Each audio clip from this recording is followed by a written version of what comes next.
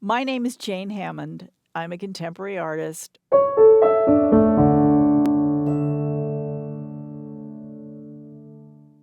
I have a very diverse practice collecting found information and transforming it. So I've become a collector of snapshots.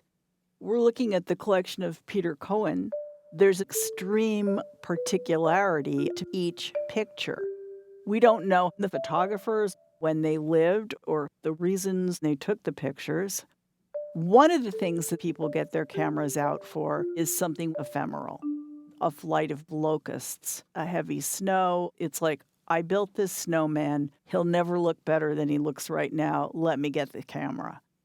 I have this theory that photography is the poor man's taxidermy. In other words, people take this picture to show you the deer they shot. The photo becomes a kind of trophy. Or the people are hyper aware that it's a record, almost like reality TV. It's unscripted behavior, but it's behavior that wouldn't be happening if a camera weren't there. The art of it is somewhat in the eye of the beholder. The people are so unprofessional, there's something kind of moving about it. There are some really wonderful mistakes. And where the accident ends and the self-reflexivity we associate with modern art begins in this genre, one never knows. We all are familiar with this Duchampian idea that you can take something that wasn't intended to be art, and you, the artist, with your big deal artistic intentions, can recontextualize it and call it art, and we accept that. But what happens if no one calls it art, ever? What if they die and go to their grave and they've never said this is art? For me, it's art stimulating. I'm mining them for one thing I want. I want this guy's boots, or I want this head in the sand. So there's a forensic quality that you can bring to these snapshots. They're filled with information, with what I call the thinginess of things.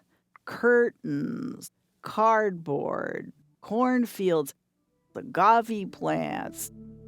Here's a man wearing a hula skirt. I know exactly what it feels like to have that skirt on. It's our skirt. It's cultural shared information.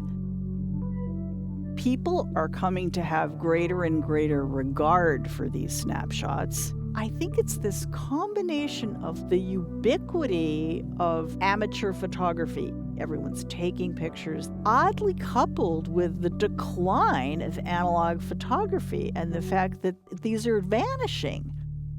The people that made these photographs aren't artists. And nobody inside the pictures, none of the subjects, thought they were part of a work of art either.